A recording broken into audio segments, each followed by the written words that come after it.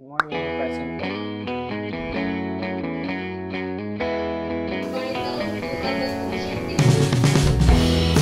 Have another on.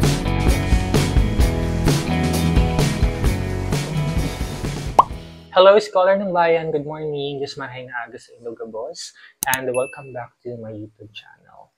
So today is May 25, 2024. It's Saturday and it's currently 7:05 a.m. Meaning to say we have another online class today. So, katatapos lang ng work ko from 10 p.m. to 7 a.m. and nagpre-prepare na ako para sa online class natin today. Sa hindi nakakaalam, ako po ay student ng PUP Open University System and I'm taking Bachelor of Science in Business Administration, major in Human Resources Management. Sa video na ito, I want to show you guys kung ano yung mga kaganapan namin sa Open University System online class every Saturday. My schedule is 7:30 a.m. and then 1:30 to 3 p.m. tapos 3 p.m. to 4:30 p.m. So, vacant ako ng 10 a.m. to 12 p.m. Buti naman, para naman makatulog ako kasi galing ako sa trabaho kanina. Sobrang hirap pagsabay ng pag-aaral sa pagtatrabaho kasi exhausting siya. Lalo na meron akong iniisip na work at the same time may mga activities ako or deadline ako ng mga iniisip din. Pero dahil ito sa PUP Open University System, napagsasabay ko naman siya. So, hindi naman siya ganun. Mahirap siya of course, pero at least I can handle naman. Ito nga pala ang schedule ng synchronous class ng Open University System. Bale, aside from weekend class or weekend session, meron din tayong mga weekdays session. First thing na ginagawa ko is of course, mag-prepare tayo ng setup natin. In my case, gumagamit ako ng laptop and cellphone for my online class. Pwede ka naman gumamit ng phone sa online class, pero I highly suggest na mag-invest ka sa laptop. Kasi kailangan mo yun kapag gagawa ka ng mga assignments, requirements, and activities. Guys, let's get ready.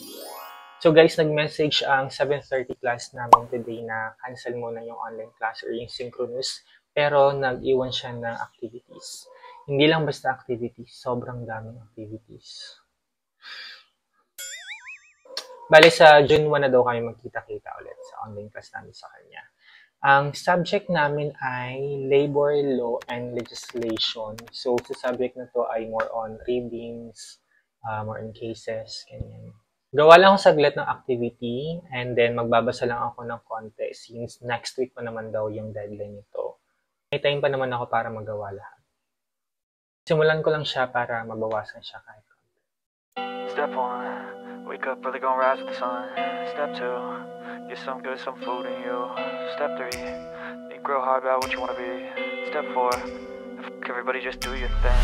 Wake up, today's gonna be a good day. Wake up, today's gonna be a good day. Wake up. Yan siya, the Law Fair Project. Tapos, ito yung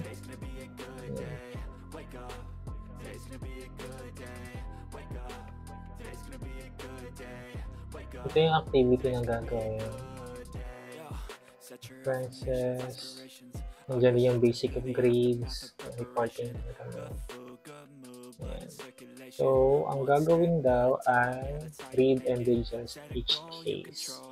Tapos gagawa kami ng paper, title, facts, issues, and discussion. Sobrang hirap pa nito. Oh my God. More on readings talaga itong subject na ito. Ay, sana makaya. Be a good day. Wake up. Today's gonna be a good day. Wake up. Today's gonna be a good day. Wake up. Today's gonna be a good day. Wake up. Today's gonna be a good day. Wake up. Today's gonna be a good day. So life ain't easy, yo. I think there's a reason though. Ups and downs, just like every. Time check guys, it's 8 a.m. Nakagawa naman ako ng konting activity lang. Kahit pa paano, nasimulan ko naman siya. Tatapusin ko na lang siya this weekdays. Mag-schedule ako ng time, at least 1 hour per day, para matapos ko yung activity ko. At may pasok ko siya sa deadline, which is June 1st, 2024. Ang next class natin ay 1:30 p.m. So, I'm so happy kasi mayroon tayong tulog today. Makakatulog ko ako ng weekend from 8 a.m. up to 1:20. So, mag-alarm ako ng 1:20 para mag-prepare ako sa next class. Kaya, bye muna. Later naman, papakita ko sa inyo kung anong ginagawa namin tuwing online class. Okay? Bye. Tulog muna ako. Hindi pa pala ako nag-almusal, so magre-ready muna ako ng pagkain ko. Yung partner ko, namalengke siya. Tuwing Sabado kasi siya namamalengke. Tapos hindi ko na siya nasasamahan kasi, ayun nga, may pasok ako tuwing Sabado. Tapos minsan naman, ilang oras na natatapos yung shift ko, mga 7:30. Hindi, 7 ng umaga natatapos yung shift ko. Tapos gusto niya namamalengke ng maaga para hindi daw mainit. At the same time, marami pa siyang mamiling fresh na pagkain. So, anong gagawin natin today? Magpe-prepare tayo ng food for breakfast. Tingnan natin kung anong meron sa ref. Actually, nagluluto na ng pagkain si Paolo. Paolo yung name ng jowa ko. Meron tayo ditong champurado. And also, tilapiyang prito and kimchi. So, hindi ko alam po ano kakainin ko. Baka puntahan ko na lang siya. Salubungin ko na lang siya. Tapos bibili ako ng pandesal. Chat ko muna siya kung nasaan na. Hello, kagigising ko lang and it's 12:45 p.m. na. Nakatulog ako. Sobrang antok at pagod. Hindi pa ako kumakain. So, maghanap ako ng mga kain dyan. Dumating naman yung jowa ko kanina. May dala siyang napamalengkehan. So, check natin kung meron. Magpe-prepare lang ako. Wait lang.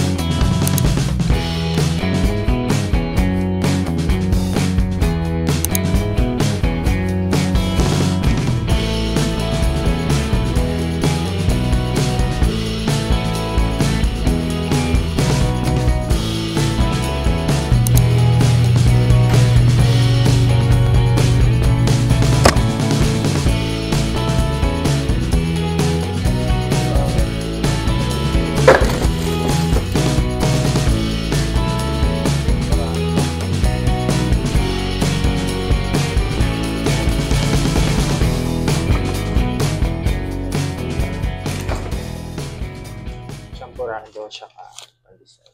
So, initin ko na lang muna siya.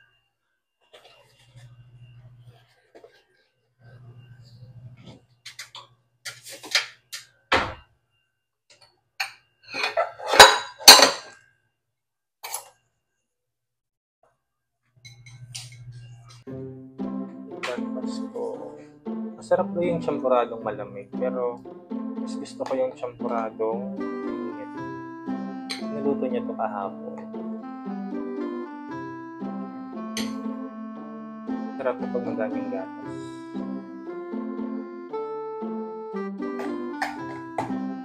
Initin ko muna siya.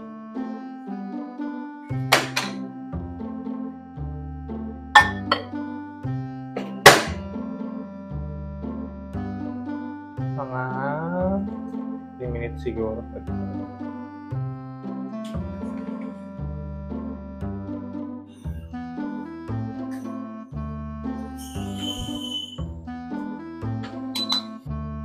Init na aking champurado. Ito na muna ang aking kakainin.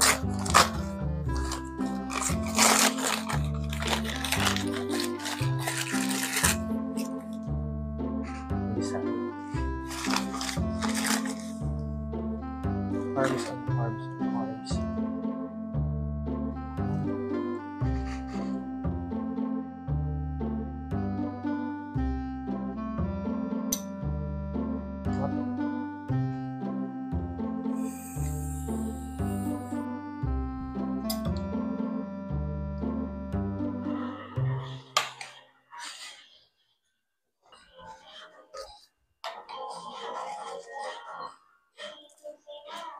Ayan, so pagkatapos ko lang kumain and nag-ready na ako para sa class ko ng 1:30 to 3 p.m. So, ang subject natin today ay Enterprise Risk Management. And it's currently 1:10 and pwede na akong pumasok. So, mag-join ako sa link para mag-start na yung class natin. So, let's see kung ano mangyayari sa online test to.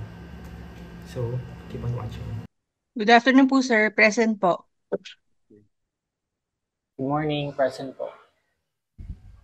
Grabe, sobrang They will ensure talaga that the services currently, are good, may maintain, may security, tapos kapag may emergency. online test kami with Sir Victor. Aside from the security, what asset protection measures would the enterprise go into? So guys, katatapos lang ng klase ko sa risk management at maaga siya nagpa-out today. It's currently 2:30 p.m. So marami pa tayong time. Sobrang init, grabe. Since may 30 minutes pa ako, magsasampay muna ako. So see ya.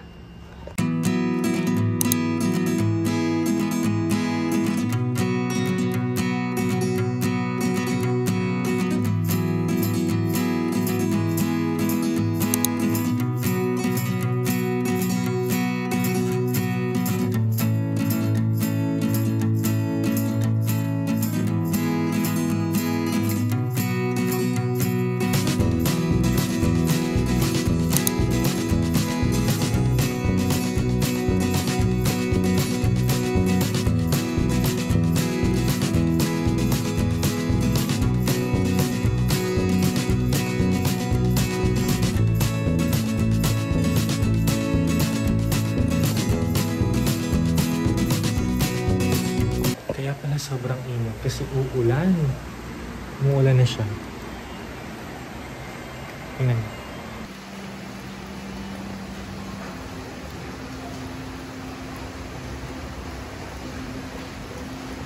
Guys, it's 2:53 na ng hapon. So, last subject na po ito.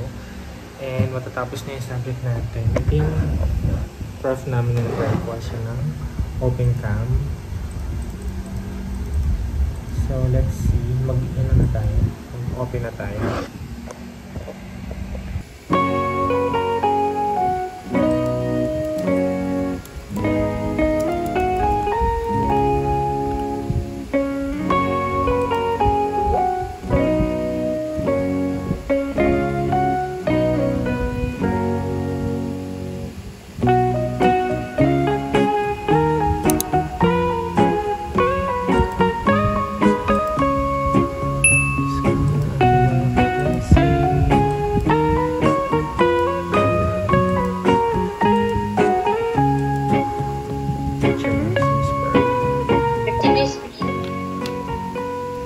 To continue the love that you have, to correct yung mga poor performances or improve your performance. Okay? So, the best way to find solution, take examples, and offer suggestions for improvement.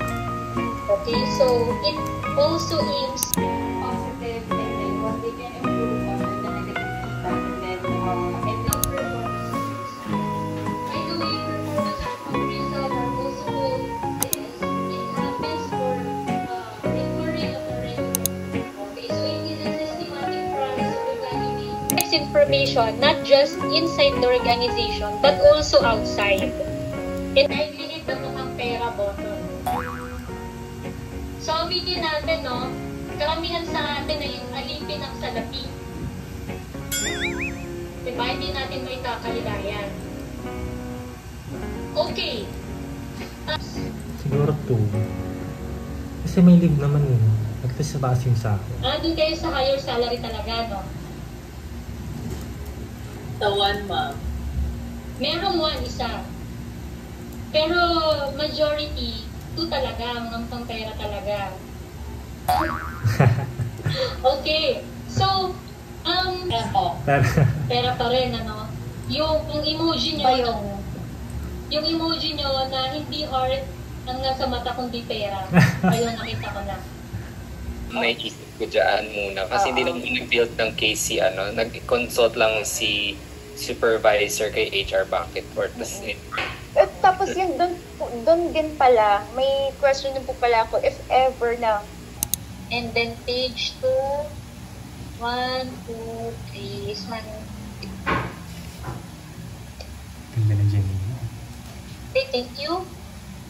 Kung wala ng questions, clarifications, that's it for today.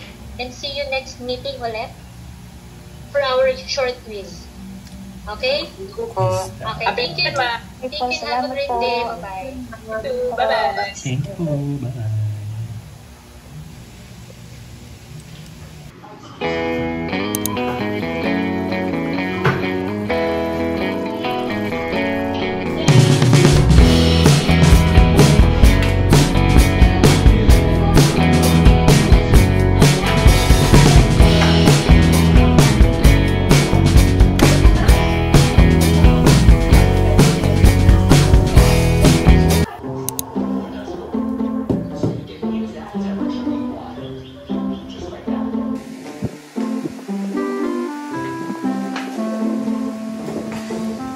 Sopas.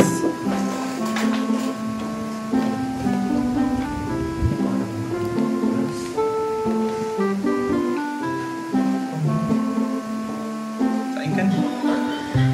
Puno na, bibigay pa.